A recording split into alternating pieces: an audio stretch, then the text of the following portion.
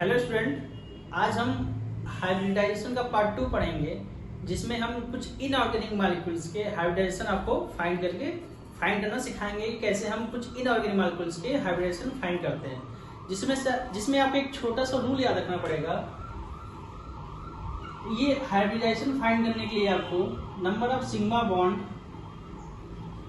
Plus lone pair of electron,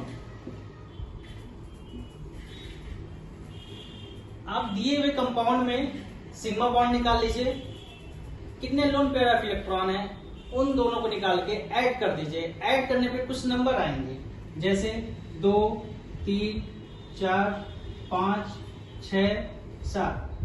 अगर 2 आते हैं तो sp, 3 आते हैं तो sp3, 4 आते हैं तो sp, ये sp2, 4 आते हैं तो sp3, 5 आते हैं तो sp3d और 6 आते हैं तो sp3d2 और अगर 7 आते हैं तो sp3d3।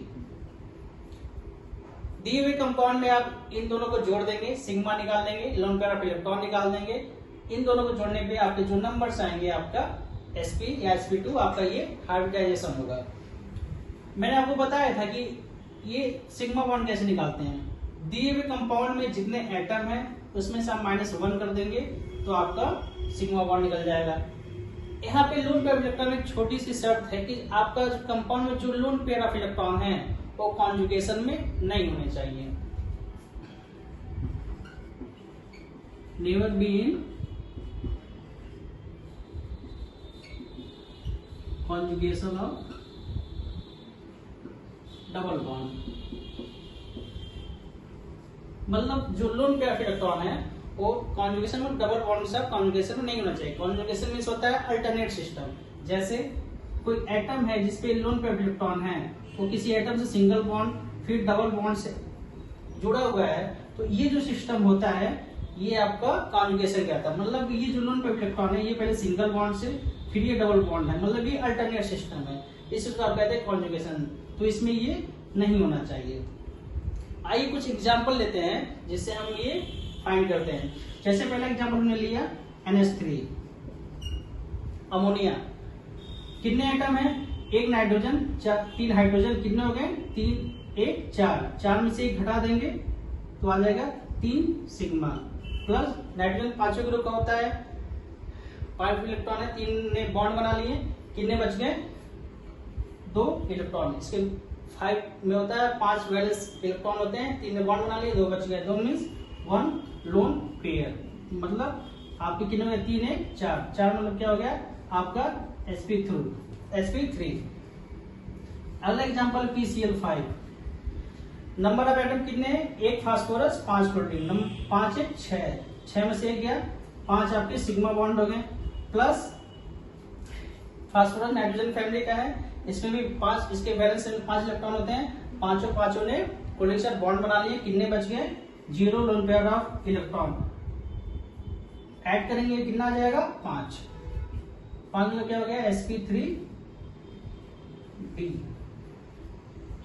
ठीक है, एक और एग्जांपल देखते हैं। हमने लिया, हम एक कॉन्जुगेशन का एग्जांपल देखते हैं। हमने लिया एनिलीन, ठीक है, ये डबल बॉन्ड, ये डबल बॉन्ड, कितने बॉन्ड बनाते हैं? 3। इस पे एक इसके साथ बना लिया, 2 हाइड्रोजन साथ। लेकिन ये जो लोन पेयर इलेक्ट्रॉन है ये पहले एक सिंगल बॉन्ड से फिर यहाँ पे डबल बॉन्ड से अटैच, इसलिए ये इसका इस पे नंबर ऑफ एटम कितने हो गए? नंबर ऑफ सिग्मा बॉन्ड हो गए 3। और जो लोन पेयर इलेक्ट्रॉन है इस पे नहीं होंगे, क्योंकि ये जो लोन पेयर इलेक्ट्रॉन है वो पहले सिंगल बॉन्ड साथ अटैच है, फिर यहाँ पे डबल बॉन्ड साथ अटैच है, मतलब ये कॉन्जुगेशन में है, तो इसके लिए इसके लोन पेयर इलेक्ट्रॉन नहीं काउंट होंगे। ठीक है, ये हो गया 0। तो 3 का हो जाएगा आपका sp।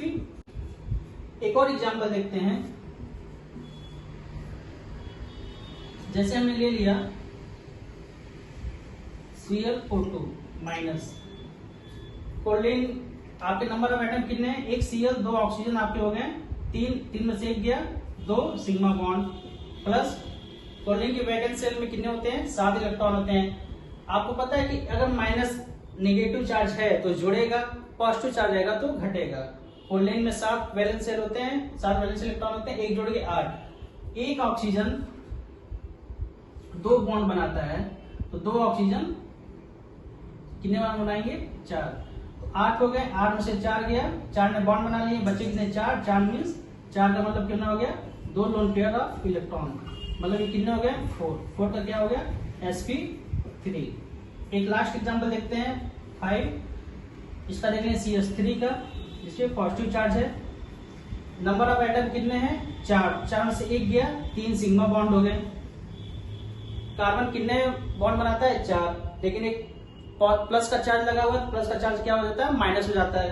तो 4 में से एक माइनस हो जाएगा 3, और 3 जो बचे वो तीनों ने हाइड्रोजन क्या किया? बॉन्ड बना लिया। कितने लोन पेयर हो गए? 0 लोन पेयर इलेक्ट्रॉन हो गए, मतलब 3 और 0 हो गए 4। इसका हो गया आपका sp3। तो ये आपके कुछ इनऑर्गेनिक मॉलिक्यूल्स के थे जिनका हाइब्रिडेशन फाइंड करते हैं। ठीक है, थैंक यू।